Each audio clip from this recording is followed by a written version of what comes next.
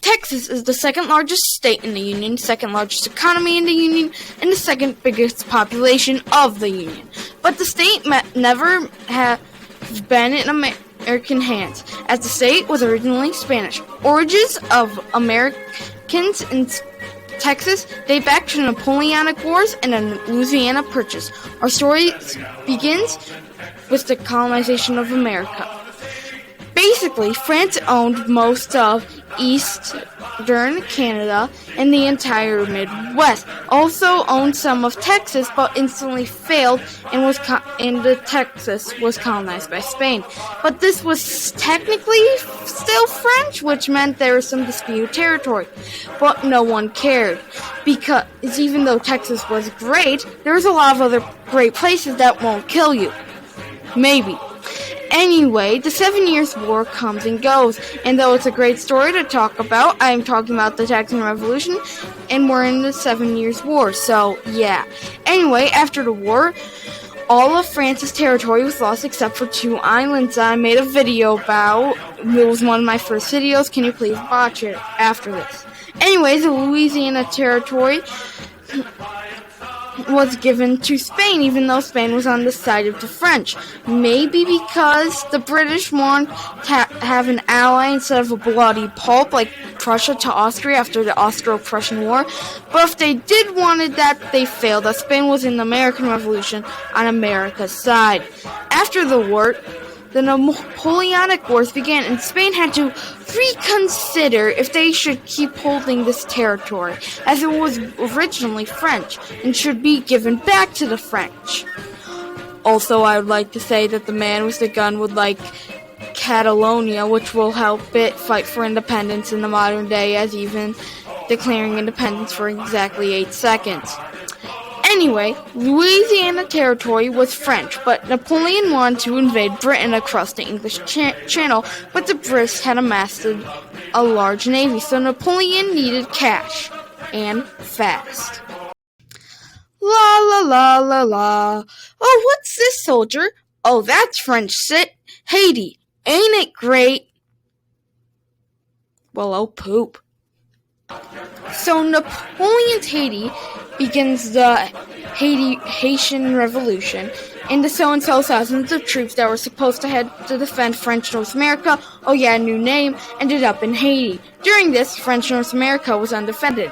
Now, you may think that America was not about to try to invade French North America, as the country who had just lived for 40 years. But remember this, Napoleon and the French Empire did not control all of this territory with settlers and troops. France controlled New Orleans and some small forts and towns on the Mississippi and Missouri rivers respectively. Take control of the said forts and towns, send a navy to New Orleans, and what's Napoleon going to do about it? His troops were massacred in Haiti. While France still needed cash, America began to have the idea of manifest destiny, and there was huge lands out in Oregon and Texas that the French controlled. Words were confusing back then, and no one knew who controlled who. Anyway, America finally took control of French North America after buying it for $15 million. America got Louisiana, and France got, well, money. France never invaded Britain, but the money was useful.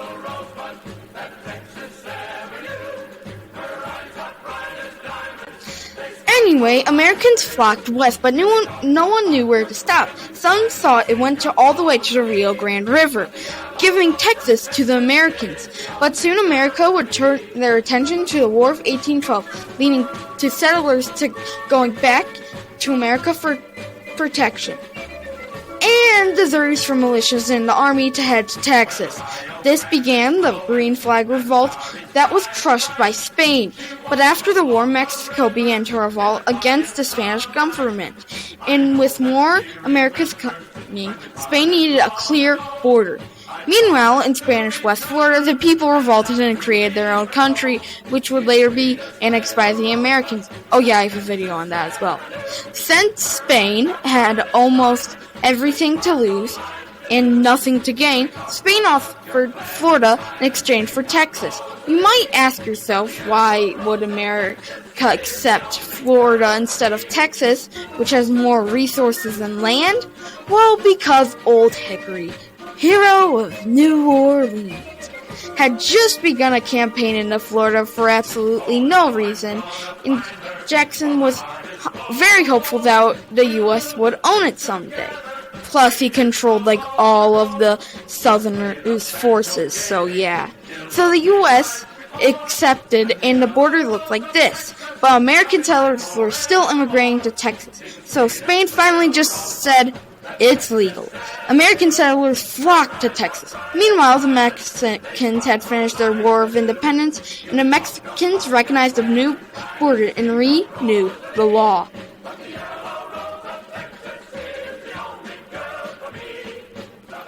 Soon, Moses Austin brought 300 families and bought this territory and settled in the area. Soon, Americans and Texans had more people in Texas than Tejanos, Mexicans in Texas. The population was 3-1. Soon, the Mexican government banned immigration. Now, all new Texans needed to become real Mexicans, become Catholic, and learn Spanish. Most Texans ignored these laws. With more now illegal immigrants in the country, America actually offered to buy Texas 2 times, but both times Mexico refused. Meanwhile, Horacio Edwards declared an independent Republic of Fredonia with the Cherokee tribe. Most reasons for the rebellion were that the Mexican government hostile nature towards the new American immigrants.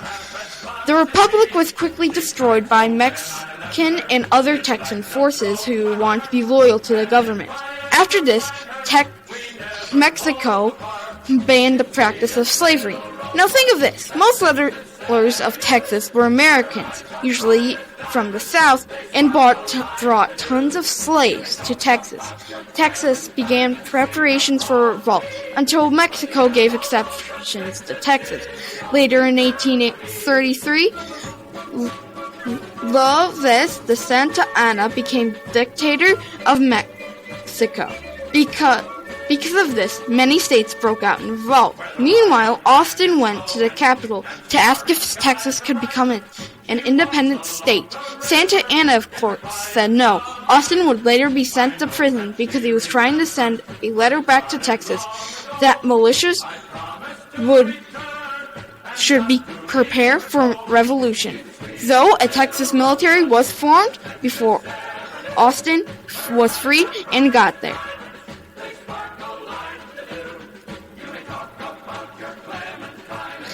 Now let's go backward a second.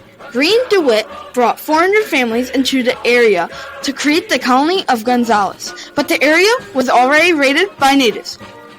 Since the Mexican government could not send troops to protect the colonists, Mexico gave them a 6-pounder cannon. Now with the unrest in Texas, Mexico could not have a cannon in Texas. When Mexican troops attacked, Texans made a flag that said, "Come and take it." The Texans won with one casualty, a man who was run over by his horse. The Mexicans were not so lucky, with 2 casualties. The next battle, the Battle of Goliad, captured the city of the Goliad from the Mexicans and stopped further offensive towards the port of Capano. The Battle of Concepcion was a huge offensive towards San Antonio de Bixar, which the Texans defended strong and willingly. The first Texan was killed during this battle. His name was Richard Andrews. During this, military command changed from Austin to Houston.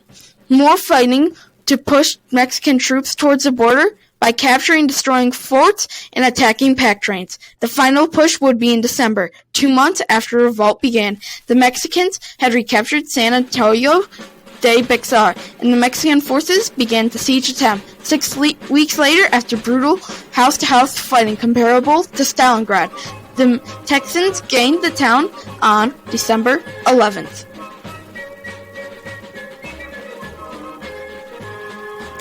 But after this, things would get heated. In Texas, no one knew why they were fighting. Some said for an independent Texas away from Mexican tyranny and annexation by pro-slavery Americans, mostly.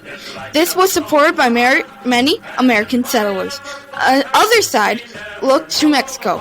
While this was happening, other revolts across Mexico were happening, mostly protesting against Santa Anna's rule as dictators. Most Tejanos in Texas, plus the slaves of American settlers, supported this and hoped to destroy Santa Anna's rule in government. By February of 1836, Mexico had begun the Goliad campaign, which, with the Texan army unorganized, began attacking hard. This campaign was led by Santa Anna himself. This period would be remembered as the Runaway Scrape. The first battle was at San Panterio. The town was quickly captured against the unorganized force. The Texan army was continually on the run, with the small battle until Mexican troops reached San Antonio de Bixar, where Texan forces were surrounded in a mission known as the Alamo.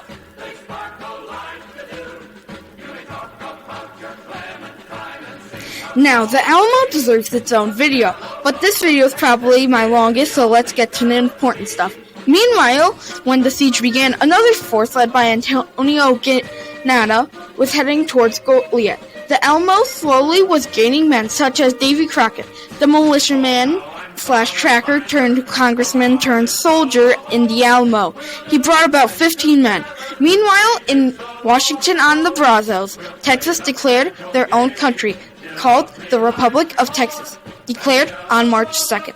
Meanwhile, 4 days later, the Alamo fell with no survivors. Davy Crockett is often described as the last man to be shot. All of the soldiers would be burned. Later, Goliad had learned Texas had become independent and was ordered to leave. But they were captured and executed on the charge of treason. After this, Sam Houston, the new president, realized that his army is the last hope for independence.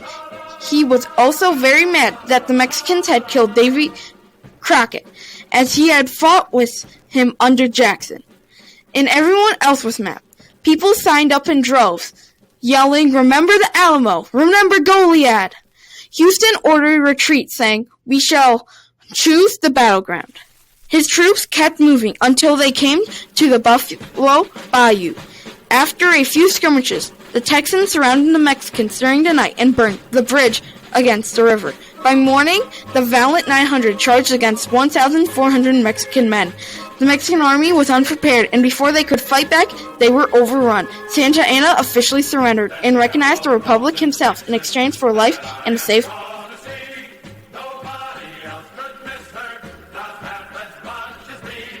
But when Santa Anna returned, the Mexican government officially did not recognize the government of Texas and did periodically border raids.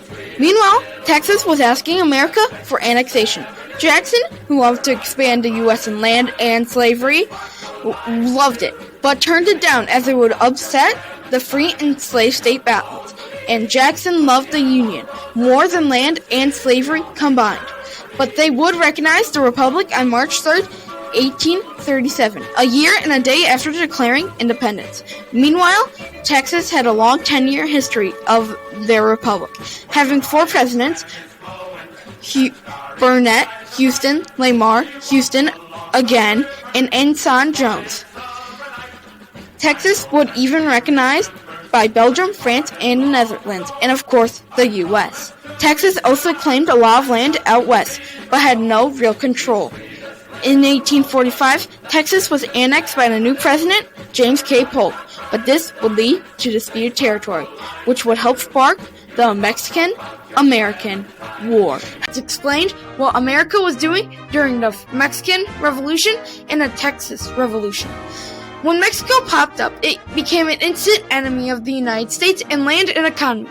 Also during this time, America was balancing free states into the Union and slave states into the Union. This was an unstable balance that the government could barely do anything about, as the slave states would always threaten to break away from the Union. The only thing keeping the country together was an equal state balance and the love of manifest destiny. Manifest destiny is the idea that America is destined with glory and honor. In order to gain that honor, they must conquer the continent. And after Louisiana Purchase, America wanted to see what was beyond the Great Territory. So they sent Lewis and Clark to the unknown land known as Oregon. And with the help of Sacagawea, they reached the ocean. What they found was an abundance of wild animals, food, and land. Not so long after returning, the Oregon Territory was claimed by the red, white, and blue. But later, Lady Britannia would also claim this land for her future dominion in the Hudson's Bay Company. Now with Oregon claimed, America needed more land to expand or else the country would explode. Soon, the Texas Republic was unveiled and asked the USA for annexation.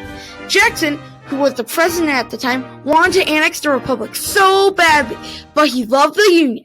Jackson understood America was an experiment of democracy, and since the other democracy experiment failed, Jackson needed to keep the experiment alive and well. If he annexed Texas, that would upset the North, which would make the South secede, and he almost had that happen over tariff laws. This was way bigger, so Jackson said no, and Texas did its own thing, and for a while, Americans just had their eyes on getting Oregon.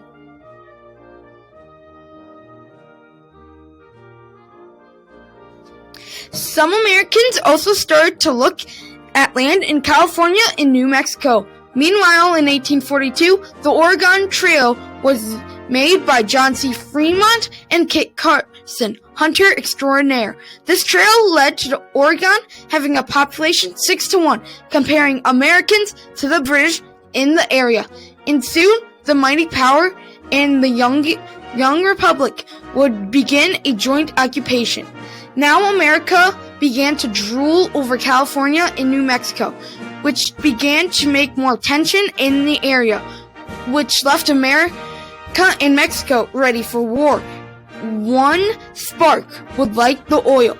Soon President Polk, a big friend of Jackson, rose to power.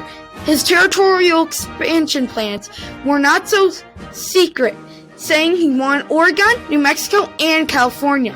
But in order to gain New Mexico and California, Polk and the U.S. would need Texas, and that's what he did in 1845. Doing this, they were annexing territory that was technically Mexican, which caused further tensions. More on the pile is that Texas had tons of disputed territory out west, which took up parts of New Mexico. But for some reason, Mexico did not attack, which was bad for Polk. Polk needed Mexico to attack. The U.S.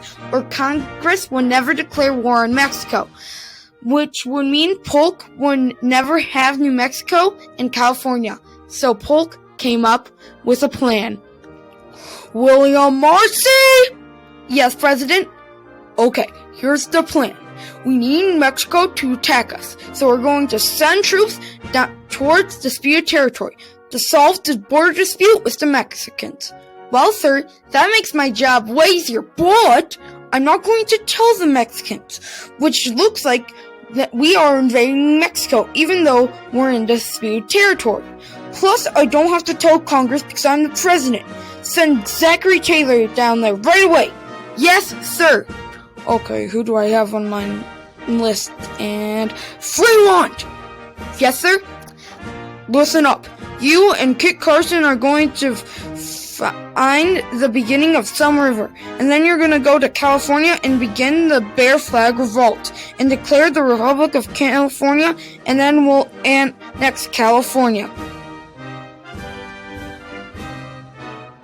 Okay.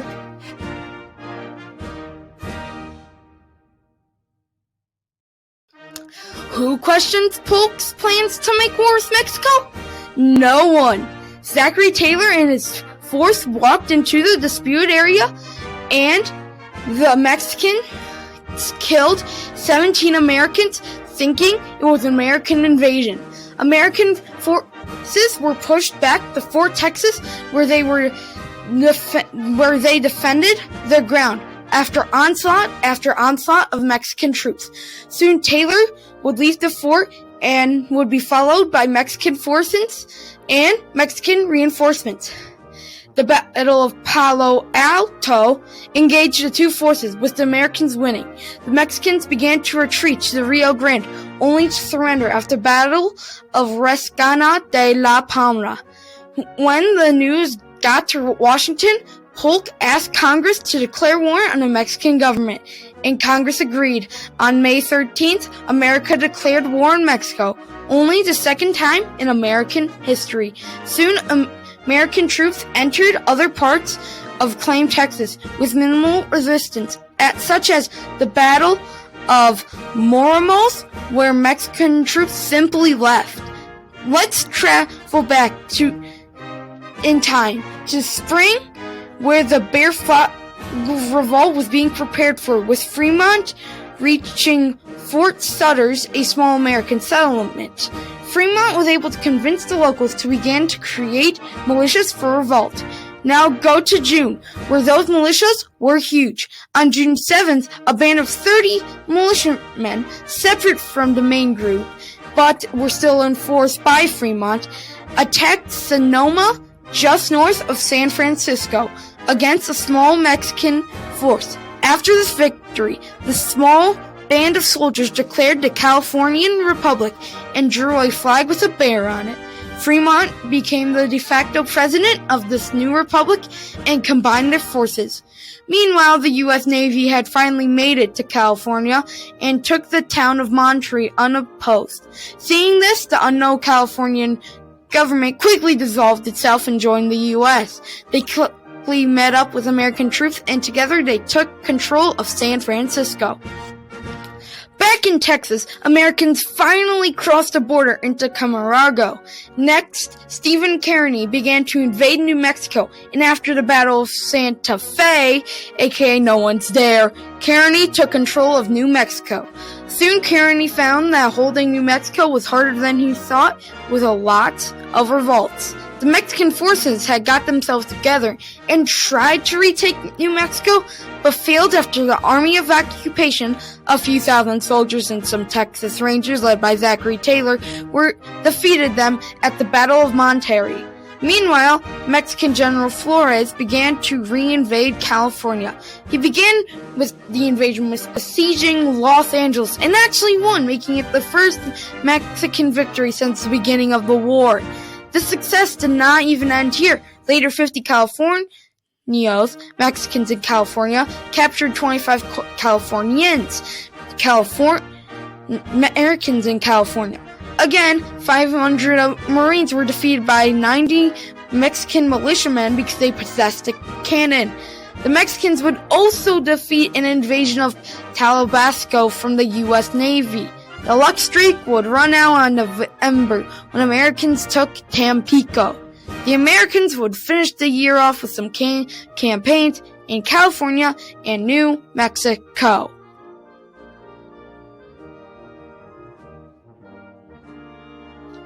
Soon, America, after a few battles, retook Los Angeles. Meanwhile, in New Mexico, a few rebellions needed to be crushed. America did fail to retake a city in New Mexico, though.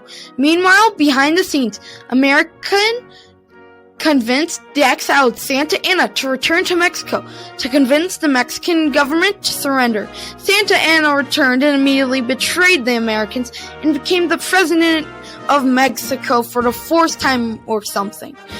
After another uprising in New Mexico, one of the biggest battles of the entire war happened, known as the Battle of Buena Vista. The Battle of Buena Vista saw a force of 15,000 Mexicans with superior artillery led by the glorious Santa Anna go up against a force of 5,000 Americans led by the hero of the nation, Zachary Taylor. The battle took place in Puerto de la Escuadra. The battle started on George Washington's birthday around 3:30 p.m. Before it began, Santa Anna ordered their total surrender, which was ridiculous. The first day of the battle saw a complete Mexican victory due to their artillery strength. But by the next day, Santa Anna heard of a revolution in Mexico City and needed to retreat to Mexico City to restore order. They almost defeated American army, now had time to rest and plan for an offensive, and also celebrate the first president. All you need to know, really, is that no one really won. After this, America went back to their campaigns in California with wins in Sacramento, but the Americans would take Veracruz on Mexico's coast and began marching towards Mexico City. You see, this war was planned before it even began. There were 3 separate campaigns. One would push Mexican troops out of disputed territory in some Mexican territory. Second was to take New Mexico and California. And the third and final campaign was to capture Mexico City. The first two they weren't as good as they thought. Let's just say that.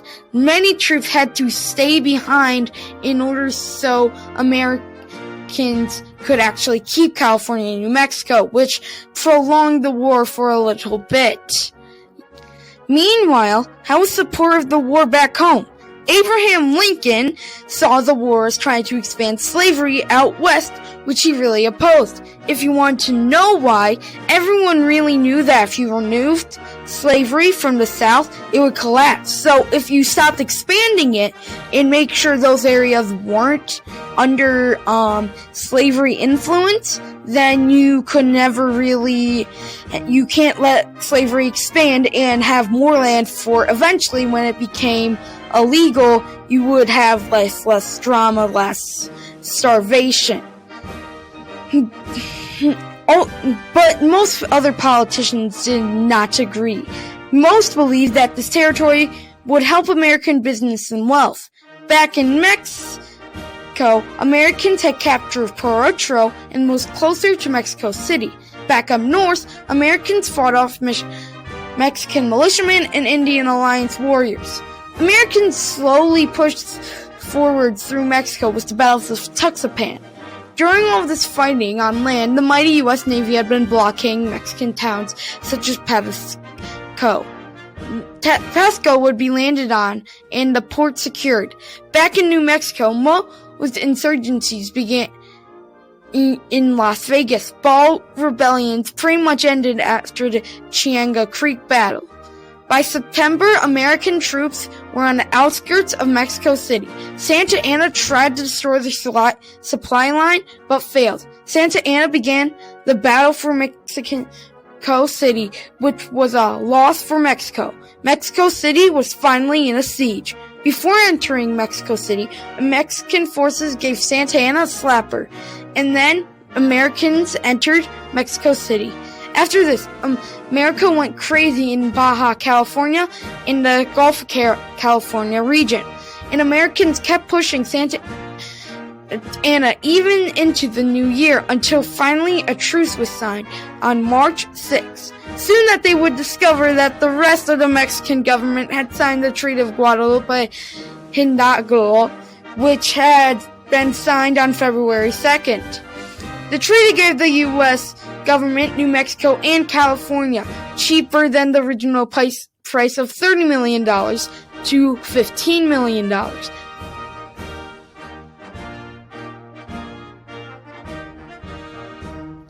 After the war, Americans began mass settling in the New Mexico and California territories.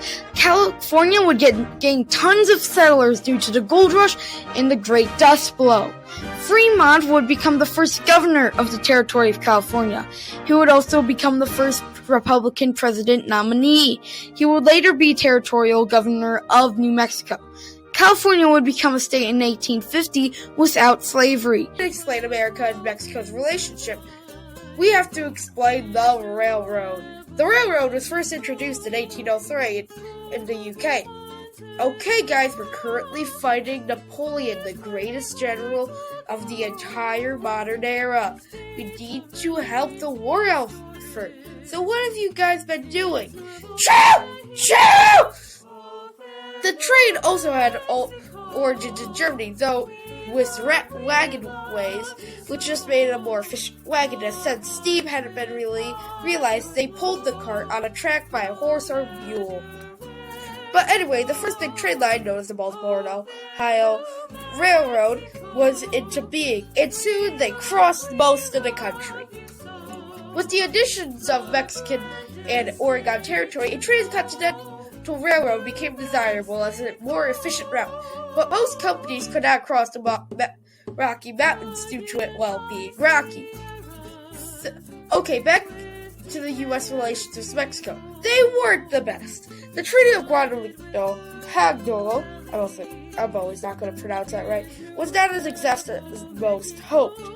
After the Rio Grande, the border went in a straight line until it hit the town of Paso, where a line was drawn up to the end of the Gila River. It would follow the Gila River until it intersected the Colorado River, where another straight line would be drawn to the ocean. Okay, well, it was pretty clear. But Americans living on the Gila were not too happy. Many owned territory across the river and, don't like having to cross international boundaries to get to other parts of their land. So they claimed that the area was in U.S. control, but had no real authority. So they decided to start raiding the towns that crossed into Mexican territory. Meanwhile, in America, a new president named Franklin Pierce came up, and he wanted to expand the U.S. in a big way, but mostly wanted to expand slavery, such in Cuba, which ended up failing. Oh, okay, Spain, can we take the last major colony in the Americas and basically mark the end of your colonial empire? The Spaniards. A people that loves freedom will in the end be free. Spain, a country in Europe's Iberian Peninsula.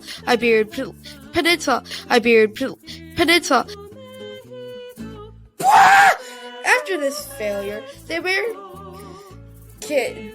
Franklin Pierce began supporting the Kansas-Nebraska Act, which basically threw the Missouri Compromise out the window.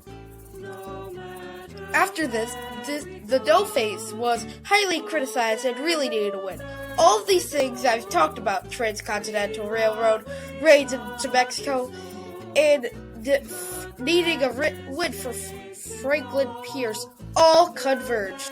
Soon, the mountains began to be a little problem for the railroad companies. And soon, the railways began looking for flat lanes and they turned out to be in Mexico. Man, if only we owned that land. But we do. What? Instantly, companies began looking at the American territory for a railway. Soon, Pierce found out about this and sent Secretary of State Gadsden to Mexico. And Santa Anna, the president at the time, yes, he was still president. Santa Anna had lived in a surprisingly powerful life, with his peak when he hosted chicken fights and ate the losing chicken. Anyway, Santa Anna was kind of mad due to the American raids in Mexico. Also during this time, Indians had been raiding the Mexicans, and the Americans had promised to protect Mexico in the treaty from those Indians. But Santa Anna, in the end, knew that he had to sell the land to America, for there was another force attacking the Mexicans, rebels. Across Mexico, rebels broke out against Santa Anna, or just Mexico, or, I don't know, for tequila, and he knew that he needed a stronger military to keep peace. So, he and the Mexican government began negotiations. When the negotiations began, the U.S. also wanted to buy Baja California for $50 million extra dollars. Also, yes, the U.S. paid originally $50 million for California and New Mexico. Inflation, baby! Overall, Mexico refused. It was due to that giving the U.S. control over a ton of Mexican shoreline. Eventually, the Mexicans and Americans agreed to buy the area for $50 million, until switching it last minute to only $10 million. The treaty did not have any lasting effects for anyone. Technically, a railroad would be built, but it would not be done until 1884, and a transcontinental railroad was done in the 1870s. Technically, Pierce did end manifest destiny, but the rest of his presidency was downhill. the land would be added to the New Mexican territory, allowing that territory allowed slaves, so Pierce technically expanded slavery. Well, that's the end of the series, so yeah. Yay.